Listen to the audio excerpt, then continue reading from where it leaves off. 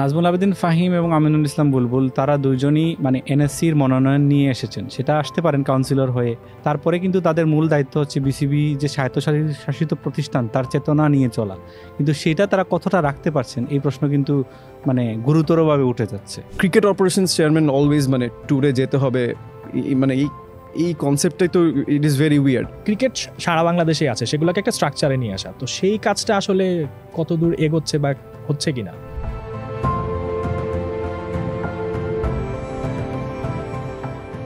খেলা চলে মাঠের ভেতরে, কিন্তু মাঠের বাইরের নানা ধরনের কাজকর্মের প্রভাব পড়ে কিন্তু সেই মাঠের ভেতরের পারফরমেন্সে।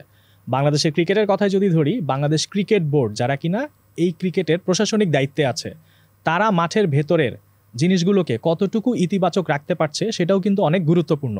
এসব নিয়ে আজ আমরা কথা বলবো দ্য ডেইলি স্টারের আয়োজনে। আমাদের সঙ্গে আছেন একুশ তাপাদার এবং আবদুল্লাহ শাবাব চৌধুরী।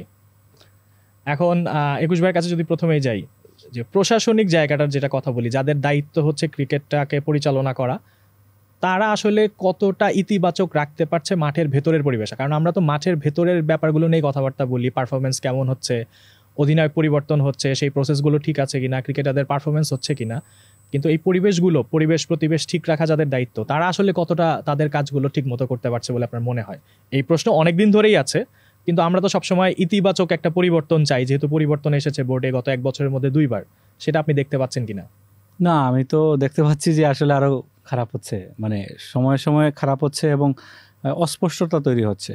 অনেক কিছু মানে প্রশ্নের উত্তর পাওয়া যাচ্ছে না, বা যোগাযোগের যে সমন্বয়হীনতার যে ব্যাপারগুলো আলাপ হতো বা প্রশ্ন উঠতো, সেগুলো আরও খারাপ অবস্থায় চলে গেছে। রিসেন্ট ঘটনা দিয়ে শুরু করি, যে নাজমুল হোসেন শান্তর যে ক্যাপ্টেন্সি উনি পদত্যাগ করলেন, ক্যাপ্টেন্সি থেকে বিদায় নিলেন, তো এটা আমরা বুঝতে পারছিলাম, আজ করতে পারছিলাম যে তিনি ক্যাপ্টেন্সি ছেড়ে দেবেন টেস্টের, কারণ ওয়ানডের ক্যাপ্টেন্সি নিয়ে যে নাটকটা হয়েছে, যেটা হচ্ছে যে প্রক্রিয়াটা অনুসরণ করার কথা, যেটা হয়নি, তো সেটার পরেই আসলে এই জিনিসটার একটা অবসম্ভাবী ব্যাপার হয়ে দাঁড়িয়েছিল। তো আমরা দেখলাম যে মেহেদী হাসান মিরাজকে অধিনায়ক করা হয়েছিল হুট করে, যতক্ষণ পর্যন্ত আমরা শুনতে পাচ্ছিলাম যে শান্তই ওয়ানডে ক্যাপ্টেনও থাকবেন, এবং শান্তর কাছেও সেই মেসেজটাও ছিল, তিনি ওয়ানডে দল সাজাবেন, কোচের সাথে বসবেন, সেরকম চিন্তাভাবনা করছিলেন তিনি। পরে হুট করে তিনি জানলেন যে না, তিনি আর অধিনায়ক নেই, 3 ফরম্যাটে 3 অধিনায়ক এসেছেন। তারপরে উনি যেটা করতে পারেন ওনার জায়গা থেকে, উনি ওনার ঘনিষ্ঠজনদের বলেছেন যে তিনি তার জায়গা থেকে যেটা করার কথা, তিনি যেহেতু এটা সিরিজ অ্যানাউন্সড হয়ে গেছে, উনি ক্যাপ্টেন আছেন, ওই সিরিজের পরে উনি ছেড়ে দেবেন। এবং ওই সময় কিন্তু বলা হচ্ছিল যে আসলে মানে আলাপ হয়েছে কিনা, শান্ত আমরা অফ দ্য রেকর্ড শুনতে পাচ্ছিলাম তার সঙ্গে আলাপ হয়নি, কিন্তু বিসিবির লোকজন ওনারা বলছিলেন না আমরা আলাপ করেছি। এবং ইভেন একটু অ্যাড করি এখানে, কয়েকদিন জাস্ট 2-3 দিন আগেও নাজমুল আবেদিন ফাহিম কিন্তু বলেছেন শ্রীলঙ্কায় যে শান্তকে আগেই বার্তা দেওয়া হয়েছিল, শান্তর সাথেই কথা বলা হয়েছে এবং এরপর মিরাজকেও জানানো হয়েছে, কিন্তু ভিতরের কথাটা কিন্তু আমরা যেটা শুনেছি সেটা ডিফারেন্ট, যে শান্ত আসলে জানতো না। সেটাই জানতো না, ওনারা হয়তো একদম 11th আওয়ারে গিয়ে বলেছেন যে অমুক অমুক এটা, মানে জাস্ট তাদের সিদ্ধান্তটা জানিয়েছেন, আলোচনা করেনি। একটা হচ্ছে আপনি আলোচনা করা, আরেকটা হচ্ছে আপনার ইম্পোজ করে দেওয়া, ব্যাপারটা ওইরকম হয়েছে হয়তো। এখন যখন শান্ত ছেড়ে দিলেন অধিনায়কত্ব, তখন কিন্তু একদম এক্সপোজ হয়ে গেল যে আসলে এখানে কোনো কমিউনিকেশন ছিল না, এবং কমিউনিকেশন না থাকার কারণে, না হলে ওনাকে পুরো 1 বছরের জন্য ক্যাপ্টেন করেছেন আপনি, এবং ওনার তো দায়িত্ব পালন করার কথা 1 বছর, এবং ওইটা উনি জেনে গিয়েছেন, দায়িত্ব নিয়েছেন, হুট করে 1 সিরিজের পরে কেন ছেড়ে দেবেন? তার মানে হচ্ছে যে এই যে 3 ফরম্যাটে 3 ক্যাপ্টেনের কনসেপ্ট সব কিছু তার সাথে আলাপ হয় নাই, কারোর সাথেই বসা হয় নাই।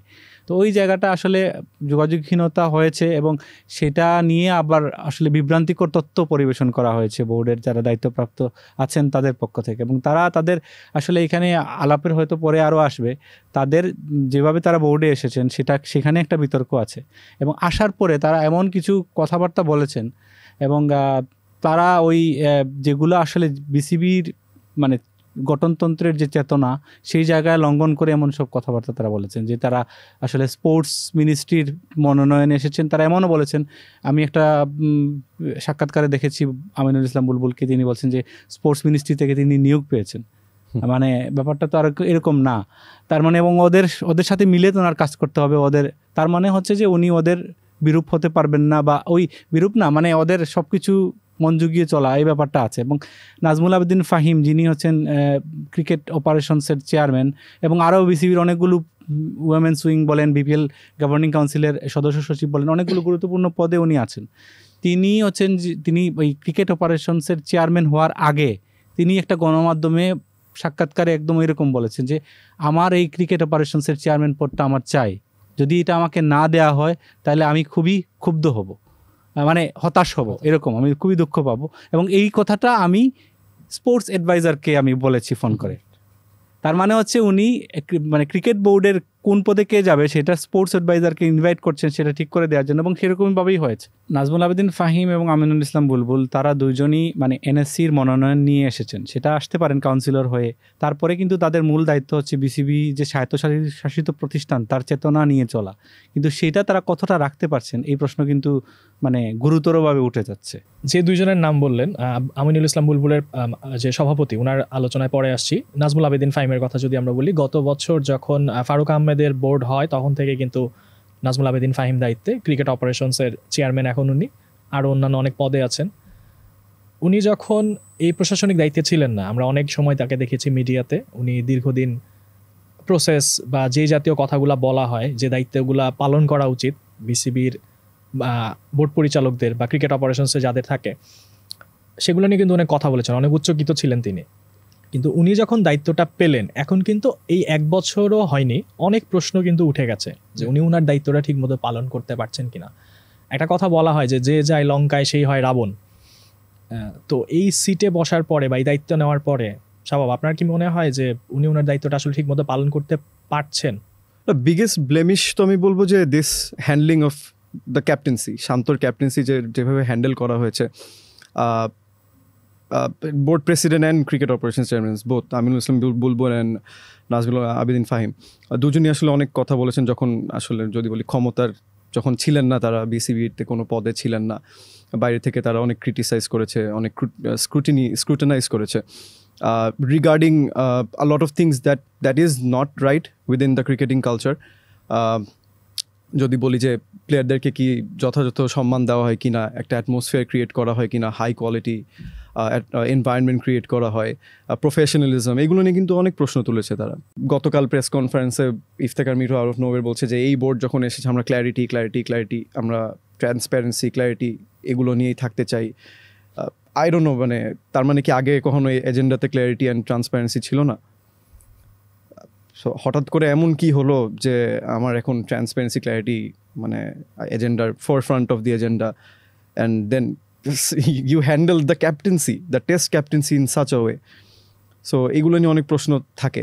অ্যান্ড দেন নাজমুল আবেদিন ফাহিমের যে প্রসঙ্গটা যদি আসি, যে তার যে এরকম ট্যুরে যাওয়ার যে ব্যাপারগুলো থাকে, এটা নিয়ে অনেক আলোচনা হচ্ছে, সমালোচনা হচ্ছে। ক্রিকেট অপারেশনস চেয়ারম্যান অলওয়েজ মানে ট্যুরে যেতে হবে, মানে এই কনসেপ্টটাই তো ইট ইজ ভেরি উইয়ার্ড। আর যদি ইয়ে করেন যে অন্য কোন টিমে এরকম হয় যে ট্যুরে এরকম একজন ফিগার, বোর্ডের থেকে একজন ফিগার যেতে হবে, মানে কি অনেক সময় বলে যে দলের লিডার হিসেবে, টিমের অভিভাবক হিসেবে, মানে হোয়াট ইজ দিস কনসেপ্ট? এটা কোথায় আছে বা টপ কোন টিমে? They are not kids that, we are talking about the national team here. If they are not able to handle themselves in such environments, in such high quality platforms, the big stage, তাহলে তো অনেক রকম প্রশ্ন আসে আসলে। So এটার আসলে যৌক্তিকতাটা কি যে একজনকে পাঠানো? তো এটা নিয়ে যে সমালোচনাগুলো, আমার একটা টেক আছে যে বাকি যেসব ডিরেক্টরস আছে তারা সবাই কোনো না কোনো বিজনেস ইন্টারেস্ট তাদের আছে। They have businesses, they have their very well off, and they have good standing, commercial success, অনেক সময় বিসিবির সাথে ওভারল্যাপ করে। নাজমুল আবেদিন ফাহিমের আসলে তেমন কিছু নেই, as far as I know, যে he's been a mentor, he's been a coach. কয়েকদিন আগে জানলাম বোর্ড প্রেসিডেন্ট বলছিল ইনঅগ্রাল টেস্টে উনি কিউরেটর ছিলেন। He's done a lot of things except for commercial. Transparency নিয়ে আসেন, বলেন যে ওনার হচ্ছে আমরা বিসিবি থেকে ওনাকে উনি কাজ করছেন, আমরা ওনাকে অফিসিয়ালি এবং বৈধভাবে ওনাকে এরকম একটা রোল দিয়ে দেন যেখানে একটা ফিনান্সিয়াল ব্যাপারটা ট্রান্সপারেন্স থাকে। রাইট। সো আপনি board director, I think if I am not wrong, $400 to $500 করে পান হচ্ছে মানে দৈনিক ভাতা, যেটাকে ডেইলি অ্যালাউন্স, এবং হচ্ছে ওখানে অ্যাকোমোডেশনেরটা বাদ দিয়ে, এটা হচ্ছে প্রতিটা ট্যুরে মানে অ্যাকোমোডেশন বাদ দিয়ে $400 করে পান। তো তাদের যদি মানে যাওয়ার যৌক্তিকতা থাকে, ওনার যদি যৌক্তিক কারণে উনি যান তাহলে তো কোনো সমস্যা নাই, কিন্তু যাওয়ার পরে আউটপুটটা কি আসে সেটা নিয়ে তো প্রশ্ন উঠবে। প্রশ্নটাই করতে যাচ্ছি, যেমন আপনার পারেন, কিন্তু আউটপুটটা কি উনি আমার কাছে আমার মনে আছে বিপিএল যখন চলছিল উনি কিন্তু বিপিএল এর গভর্নিং কাউন্সিলের মেম্বার সেক্রেটারি ছিলেন, মানে লাস্ট বিপিএল এ অনঅফিশিয়ালি ছিলেন, এখন তো অফিসিয়ালি আছেন। বিপিএল এ অনেকগুলো আপনাদের মনে আছে, মানে অনেকগুলো ইস্যু তৈরি হচ্ছিল, পেমেন্ট ইস্যু, তারপরে নানান রকমের ইস্যু, ফিক্সিং ইস্যু, অনেকগুলো বিতর্ক তৈরি হচ্ছিল। ওই সময়টায় উনি ছিলেন মালয়েশিয়ায়, তখন হচ্ছে উনি আবার উইমেন্স উইং যেটা বিসিবির সেটার আবার চেয়ারম্যান। তো ওইখানে একটা মেয়েদের বোধহয় এজ লেভেলের আন্ডার-19 বা আন্ডার-17 কিছু একটা হবে, কোনো একটা ট্যুর ছিল, উনি ওখানে ছিলেন। মানে ওইটা অত গুরুত্বপূর্ণ ট্যুর ছিল না, একটা এজ লেভেলের একটা ট্যুর, সেখানে তিনি ছিলেন মালয়েশিয়ায়। কিন্তু বিপিএলে এখানে অনেকগুলো বার্নিং ইস্যু তৈরি হচ্ছে, তিনি কিন্তু অনুপস্থিত। Other people had to handle. হ্যাঁ, ওইটা এবং আপনার মানে ওই ফারুক আহমেদ, যেই কারণে ফারুক আহমেদকে অব্যাহতি দেওয়া হলো, মানে মনোনয়নটা তুলে নেওয়া হলো এনএসসি থেকে, সেখানে কিন্তু পরিষ্কার করে বলা আছে যে বিপিএল এর ব্যর্থতা, বিপিএল এর ইস্যুর ব্যর্থতা ওনার কারণে ওনাকে আরো কিছু ইয়ে ছিল, অনাস্থা এবং অনাস্থা জ্ঞাপনের মধ্যে এটা ছিল যে বিপিএল হচ্ছে না ভালো। হ্যাঁ, বিপিএল এর এটা কিন্তু স্পেসিফিক্যালি বলা ছিল, কিন্তু বিপিএল এর গভর্নিং কাউন্সিলের মেম্বার সেক্রেটারি ছিলেন তো নাজমুল আবেদিন ফাহিমও। তাহলে উনি ওনার দায়িত্ব পালন করেছেন কিনা, উনি ওই সময় কিন্তু ওই সময় ছিলেন না ওইখানে, তো আবার কিন্তু উনি ওই পদ হোল্ড করেন। তো একই কারণে যদি আপনার ফারুক আহমেদকে সরে যেতে হলো, তাহলে কোনো কারণ এই দায় কিন্তু আবার নাজমুল আবেদিন ফাহিমের উপর কেন আসলো না, এই প্রশ্নটা কিন্তু জরুরি। মানে ব্যাপারটা এরকমই দাঁড়াচ্ছে কিনা যে যেহেতু উনি অনেকগুলা পদ হোল্ড করছেন, আমরা এখানেই দেখলাম, এবং একই সঙ্গে বিদেশ ট্যুরে উনি দায়িত্ব পালন করছেন, তো আপনার ফোকাসটা তো আসলে একটা নির্দিষ্ট দিকে থাকতে হবে, ফোকাসটাই আসলে উনার হয়তো থাকছে না। ক্রিকেট অপারেশনস এর মতো জায়গায় থাকবেন আপনি, মানে it's an umbrella post I believe, যে অনেকগুলো বিষয় আপনাকে অবগত থাকতে হবে, আপনাকে হ্যান্ডেল করতে হবে, হয়তো ভিশনারিও হতে পারে, এই ডিমান্ডস থাকতেই পারে। সো আপনি যদি এত কিছুর মধ্যে যদি আপনি এই ক্রিকেটিং বিষয়গুলো যদি আপনি হ্যান্ডেল না করেন, হেড অন ট্যাকেল না করেন, and then your always out. BPL এটা তো সবচেয়ে বড় একটা এক্সাম্পল, যে এত কিছু হচ্ছে, আপনি একটা খুবই মানে আপনার হয়তো ওই সময় বিপিএলের কোয়েশ্চেনগুলো বা বিপিএলের যে ইয়েগুলো এসেছে, অভিযোগগুলো ছিল, ওগুলো হয়তো আপনার ট্যাকেল করা উচিত ছিল, instead of going to Malaysia for ওরকম কোনো হাই প্রোফাইল কোনো সিরিজ না। So that raises a lot of questions. And আমি যেটা বলছিলাম যে হয়তো উনি যাচ্ছেন because like the other directors, ওনার এখানে বিজনেস ইন্টারেস্ট খুবই কম, ওনার অন্য ইন্টারেস্ট মানে অ্যাপার্ট ফ্রম দ্য বিসিবি ওরকম আসলে কোনো স্কোপ নেই। সো উনি ভাবছেন যে তাহলে আমি দলের সাথে যেতেই পারি। সেটা হতে পারে। বোর্ড ডিরেক্টর বা বোর্ড সভাপতি তারা যেহেতু মানে এখানে কিন্তু বেতন না, চাকরি না, সম্মানিত, মানে তারা হচ্ছেন যে বিনা আলংকারিক একটা পোস্ট, বাট এটা তো কাজ আছে, বাট এখানে বেতন নির্ভর না, ভুল। যেহেতু হচ্ছে যে ওনার যেহেতু একটা ইস্যু আছে, ওনাকে যেহেতু তাইলে ওনাকে অন্য কোনো পদে বোর্ডে নিয়ে আসা যেত, ওনাকে বোর্ড ডিরেক্টর না করে আপনি গেম ডেভেলপমেন্ট বা এমন কিছু করতেন যেটাতে ওনার হচ্ছে বিসিবি ডিরেক্টলি ওনাকে পে করতে পারতো, তাহলে কিন্তু জিনিসটা ট্রান্সপারেন্সির যে কথাগুলো আসছে সেটা ট্রান্সপারেন্ট থাকতো, এটা নিয়ে আর কেউ প্রশ্ন করতো না যে উনি বিসিবির নিয়োগ প্রাপ্ত, উনি ওনার কাজই হচ্ছে এটা, উনি এটাতে টাকা পান, দ্যাটস ইট। আরও আলোচনায় যাব, সেটা হচ্ছে যে ট্রান্সপারেন্সি, নতুন অনেক কথাবার্তাই হলো, এবং প্রত্যেকটা বোর্ড আসার পরে কিন্তু নতুন নতুন কিছু শব্দ যুক্ত হয় মানে বিসিবিতে। যেমন এইবার হচ্ছে যে আমিনুল ইসলাম বুলবুল বলেছেন যে ট্রিপল সেঞ্চুরির কথা, রিচ মানে 100% রিচ, 100% ট্রাস্ট, 100% প্রোগ্রাম। তো এই যে এই ধরনের যে শব্দগুলো, এবং একটা কথা এসেছে যে ক্রিকেটকে পপুলার করা। তো বাংলাদেশে তো আসলে ক্রিকেট এমনিতেই পপুলার, ক্রিকেটকে তো পপুলার করার কিছু নাই, আপনি একটা স্ট্রাকচারে নিয়ে আসতে পারেন। এখন স্ট্রাকচারের যে ফাঁকফোকরগুলো আছে, ডিসেন্ট্রালাইজেশনের কথা আমরা যেটা বলি, ক্রিকেট সারা বাংলাদেশেই আছে, সেগুলোকে একটা স্ট্রাকচারে নিয়ে আসা। তো সেই কাজটা আসলে কতদূর এগোচ্ছে বা হচ্ছে কিনা, এটা আসলে বিসিবির আসলে চিন্তাটা কি? চিন্তাটা হচ্ছে যে বুলবুল ভাই উনি যেসব আসার পরে প্রেস কনফারেন্স বলুন বা যেগুলো ইন্টারভিউ দিয়েছেন, সেখানে বারবার বলছেন যে ক্রিকেট ডিসেন্ট্রালাইজ করতে চান, কিন্তু পাওয়ার ডিসেন্ট্রালাইজ করতে চান না। এখানেই মূল সমস্যা। মানে আমাদের দেশের ক্রিকেটের হচ্ছে পাওয়ার ডিসেন্ট্রালাইজ করাটাই সবচেয়ে জরুরি। ক্রিকেট কিন্তু এমনিতে ডিসেন্ট্রালাইজ আছে, আপনি যদি ওভাবে চিন্তা করেন, বিসিবির অধীনে যদি চিন্তা করেন, বিসিবিতে অনেক রকমের খেলা হয়, আপনার জেলা পর্যায়ে জেলা চ্যাম্পিয়নশিপ হয়, সেটা বিসিবির অধীনে, জেলার পর জেলা, প্রত্যেকটা জেলার হচ্ছে এইজ লেভেলের টিম আছে, তাদের আবার টুর্নামেন্ট হয়, সেগুলো বিসিবির অধীনে, তারপরে স্কুল ক্রিকেট হয়, সেটা বিসিবির অধীনে। মানে ওইভাবে চিন্তা করলে সারা দেশের স্কুলগুলো খেলছে, জেলাগুলো খেলছে, এগুলো ইনভলভ আছে। কিন্তু যেটা হচ্ছে না আপনার মানে ওই সবই বিসিবির অধীনে হচ্ছে। আপনি যদি এখানে যে বিসিবির গঠনতন্ত্রে যেটা আছে যে ক্রিকেট অ্যাসোসিয়েশন করা স্বাধীন, প্রত্যেকটা আঞ্চলিক ক্রিকেট কাঠামো, মানে ধরেন সিলেট, বরিশাল, খুলনা, রাজশাহী, প্রত্যেকটা জোনে তাদের স্বাধীন ক্রিকেট কমিটি, যারা হচ্ছে মানে তাদের ওইখানে সভাপতি, সেক্রেটারি এরা থাকবে, তারা তাদের অঞ্চলের ক্রিকেটটা পরিচালনা করবে এবং সেইটা গঠন করা, সেইটা সবচেয়ে জরুরি। যেটা আপনি আপনার বারবার আমরা এখানে আলাপ করার সময় বলি বা ক্লিশে শোনাতে পারে, যেটা ইন্ডিয়ায় বা ইংল্যান্ডে বা অস্ট্রেলিয়ায় যেসব প্রতিষ্ঠিত ক্রিকেট শক্তি আছে তাদের দেশে আছে, যেমন মানে স্টেটগুলো আছে ইন্ডিয়ায়, ধরেন বেঙ্গল, পাঞ্জাব, গুজরাট, ইংল্যান্ডে যেগুলো কাউন্টি আছে, ওইসব ইয়েতে আপনি দেখবেন যে তামিলনাড়ু প্রিমিয়ার লিগ হচ্ছে। তামিলনাড়ু প্রিমিয়ার লিগ কিন্তু বিসিসিআই আয়োজন করছে না, আয়োজন করছে তামিলনাড়ু ক্রিকেট অ্যাসোসিয়েশন। মানে তাদের ওই বডি আছে বলেই তো আয়োজন করতে পারছে। তাহলে আপনি বাংলাদেশের ওই 8টা বিভাগকে, 8টা ক্রিকেট জোনকে স্বাধীনভাবে ওইভাবে কমিটি করতে হবে এবং তারা নির্বাচিত হয়ে যেভাবে একটা প্রক্রিয়া, একটা প্রসেস মেনটেন করতে হবে, যেটা বিসিবির গঠনতন্ত্রে আছে। বিসিবির এক ধরনের অ্যাফিলিয়েটেড থাকবে কিন্তু তারা আবার স্বাধীন বডি। তো তাহলে কিন্তু আপনার রাজশাহীতে ওই কমিটি তার এখানে লিগ করবে, তার টুর্নামেন্ট করবে, তাদের ওই জেলায়, রাজশাহীর বিভাগের যেসব জেলা আছে সেখানে সব কিছু তারা দেখভাল করবে, আপনার আর এখানে হেডেক করতে হবে না। কিন্তু এখানে ওনারা বলছেন যে ওনারাই সব করবেন, এখানে বসে বসে ক্রিকেট ডিসেন্ট্রালাইজ করবেন, যেটা আছে সেইটা আবার করবেন, সামলানো সম্ভব না, কঠিন। তো ওই জায়গাটা কিন্তু আগের সমস্যাটা রয়ে গেছে। পাওয়ারটা ঢাকার ভিতরে রাখতে যাচ্ছেন, বিসিবির ভিতরে ক্ষমতাটাকে কিন্তু বিকেন্দ্রীকরণ করতে চাচ্ছেন না, কিন্তু ক্রিকেট ডিসেন্ট্রালাইজ করতে যাচ্ছেন। কিন্তু এইভাবে আসলে ক্রিকেট ডিসেন্ট্রালাইজ করা খুব কঠিন, মানে হবে না আর কি। একটা বোর্ড যে পরিকল্পনাটা করে সেটাকে আসলে পরবর্তীতে কন্টিনিউ হয় কিনা। ট্রান্সপারেন্সির যে কথাটা বললেন, এখানে কিন্তু বড় প্রশ্ন। আমিনুল ইসলাম বুলবুল ভাই প্রথমে যখন উনি দায়িত্ব নেন, তার আগে আমাদের সাথে, ইনফ্যাক্ট আমার সাথে কথা হয়েছিল এবং আরও অনেকগুলো মিডিয়ায় উনি কথা বলেছেন যে উনি 3-4 মাসের জন্য আসছেন। এটা হচ্ছে ওনার মূল টার্গেটের মধ্যে আছে যে নির্বাচন করা, এবং উনি নির্বাচনে পার্টিসিপেট করবেন না, দ্যাটস ইট। হ্যাঁ, তারপরে উনি ইলেক্টেড বডি আসবে, উনি কিছু কাজ শুরু করে দিয়ে যাবেন, ইলেক্টেড বডি এসে তারা এটা কন্টিনিউ করবে বলে তিনি আশা করছেন। এই হচ্ছে ওনার ব্যাপার। উনি যেদিন দায়িত্ব নেন তারপরে উনি বলেছেন যে উনি একটা কুইক T20 ইনিংস খেলতে চান। তখন কিন্তু ওই সংবাদ সম্মেলনের প্রশ্ন হয়েছিল যে আসলে আপনার সময়ের মেয়াদটা কত, কারণ বিসিবির যে এই যে কমিটি আছে, যেটা আর লাস্ট যেটা ইলেকশন ছিল, তারপরে কিন্তু অক্টোবরে তাদের মেয়াদ শেষ, আরেকটা ইলেকশন করতে হবে।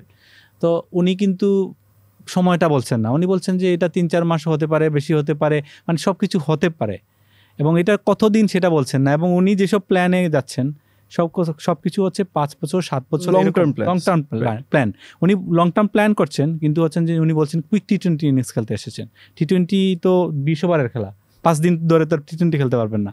তো ওই জায়গায় কিন্তু ওনার ক্লিয়ারিটি নাই। উনি আসলে নির্বাচন, এবং কালকের যে প্রেস কনফারেন্সে যে প্রশ্নগুলো ছিল যে আপনারা বলছেন এই সেই নির্বাচন নিয়ে আপনাদের কি আলাপ, বলে যে এরকম এটা নিয়ে কোনো আলাপ টালাপ হয়নি। বিসিবির যে কনস্টিটিউশন নিয়ে যেসব প্রশ্নগুলো আছে এগুলোকে আপনারা অ্যামেন্ডমেন্টের কোনো চিন্তা করছেন বলে না, আপনার। এবং ওনাকে স্পেসিফিক্যালি প্রশ্ন করা হয়েছিল যে আপনি কি চান কিনা অ্যামেন্ডমেন্ট করতে, বলে যে এইটি প্রশ্নের উত্তর আমি এখন দিব না। তাহলে ওই জিনিসগুলো কিন্তু ক্লিয়ার হয়নি, এবং উনি আসলে নির্বাচন এরপরে উনি বিসিবিতে ইলেকশন করবেন না এটা বলেছেন। আবার উনি বিসিবিতে থাকবেন না, এরপরে চলে যাবেন, এটা কিন্তু উনি ক্লিয়ার করেন নাই। উনি বলছেন যে আমি তো এখনো ইলেকশন করে আসিনি, মানে এনএসসির যে মনোনয়ন পেয়ে উনি এসেছেন। এবং আমার কাছে মনে হচ্ছে যে এরপরেও যে ইলেকশন হবে উনি কিন্তু ওই এনএসসির মনোনয়ন নিয়ে থাকতে পারেন, তারপরে আবার প্রেসিডেন্টও হতে পারেন, এরকমও হতে পারে। কিন্তু ওই জিনিসগুলো ক্লিয়ার না, কবে ইলেকশন হবে, আদৌ ইলেকশন হবে কিনা, এবং নাকি আবার একটা অ্যাডহক কমিটি দিয়ে আবার ওনারা আবার দায়িত্ব আরও অনেক দিন চালিয়ে যাবেন, ওই ব্যাপারগুলো কিন্তু খুবই অপরিষ্কার আর কি। যে প্ল্যানসগুলো আছে, যে লং টার্ম প্ল্যানস, তো এগুলো তো মানে অ্যাড্রেস করে যে 5 বছর 7 বছর এরকম প্রবলেমসগুলোকে অ্যাড্রেস করে, বা প্রবলেমসগুলোকে ইভেন অ্যাড্রেসও করে না। যেমন ক্রিকেট ট্যুরিজম নিয়ে তার একটা বক্তব্য ছিল, এটি খুবই মানে আউট অফ নোওয়্যার, মানে খুবই আমার কাছে অপ্রাসঙ্গিক একটা ইস্যু লেগেছে। এটা খুব জরুরি কি, আমি এই প্রশ্নটাতে যাচ্ছিলাম, শাবাব যেহেতু চলে এসেছেন, আমি একটু স্পেসিফিক করি যে 3 জন যে উপদেষ্টা নিয়োগ দেওয়া হলো, এই উপদেষ্টাদের গঠনতন্ত্র নিয়ে একটা কথা আছে যে তাদেরকে সাবেক ক্রিকেটার হতে হবে বা ওইরকম প্রখ্যাত ক্রীড়া সংগঠক হতে হবে, এবং তাদেরকে যে নিয়োগ দেওয়া হলো যে এই 3টা বিষয়, যে লিগ্যাল এবং হচ্ছে ট্যুরিজম এবং হচ্ছে ক্রিকেট উপদেষ্টা হিসেবে একজন।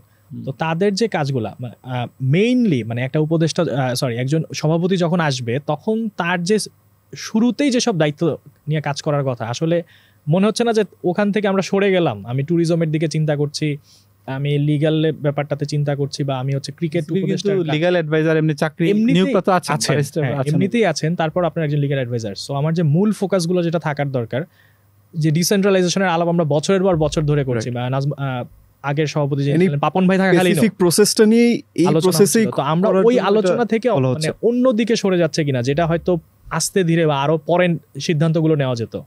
না, এটা একরকম হচ্ছে যে রিসেন্ট যে লাস্ট 1 উইক বা 10 ডেজের উনি একটা মনে হয় যে গুড উইল ট্যুরে যাচ্ছেন across the country. I don't know, I've never seen a president do it.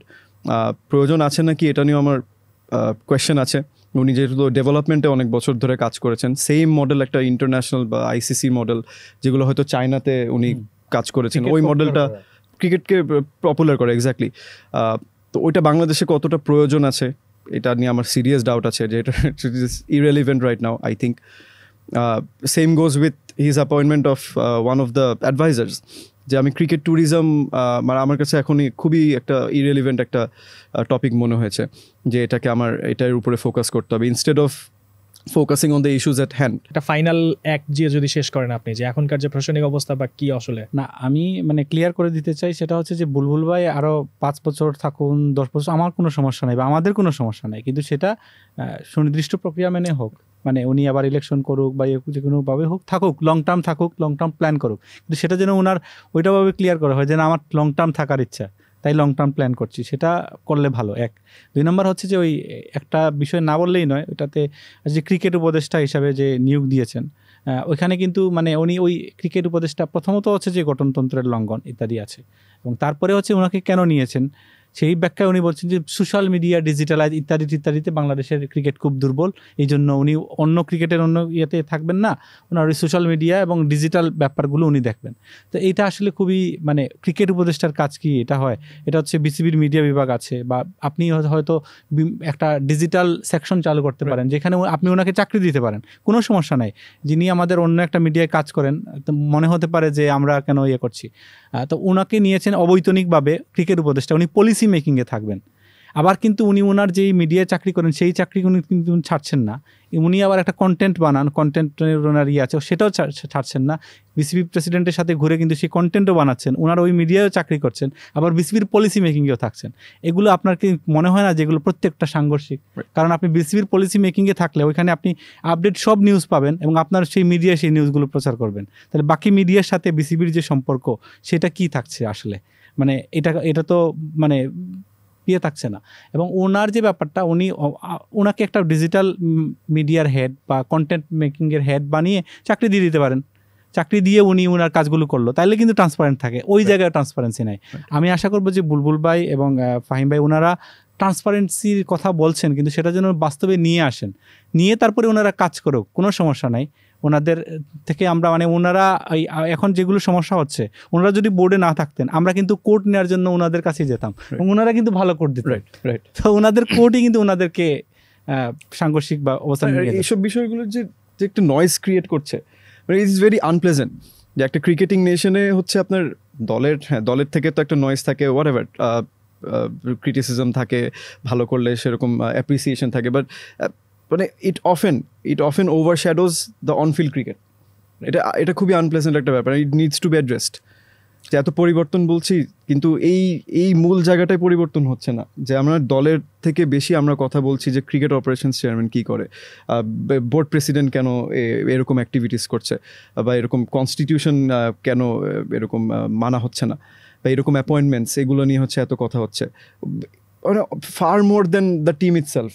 So আমরা যেটা দেখলাম যে মাঠের পারফরমেন্স নিয়ে তো অনেক কথাবার্তা হয়, সো মাঠের বাইরের আসলে ইস্যুটার কোনো কম নেই। শাবাব যেটা বললো যে যখন আমরা মাঠের খেলা নিয়ে ব্যস্ত থাকার কথা, তখনও আমরা দেখা যায় যে বিসিবির কর্মকাণ্ড নিয়ে ব্যস্ত থাকি। সো এই প্রসেস থেকে কবে আসলে বিসিবি বের হয়ে আসে সেটাই এখন আসলে দেখার। এই উত্তরটা হয়তো আমরা ইমিডিয়েট পাবো না, কারণ এটা বছরের বছর ধরে এই কালচারটা চলে আসছে। এই কালচার থেকে বোধহয় বিসিবি যত দ্রুত বের হতে পারবে তত ক্রিকেটের জন্যই আসলে মঙ্গল, মাঠের ক্রিকেটের জন্য মঙ্গল। সো এখানে আজকে আমরা শেষ করছি। থ্যাংক ইউ একুশ ভাই, থ্যাংক ইউ শাবাব।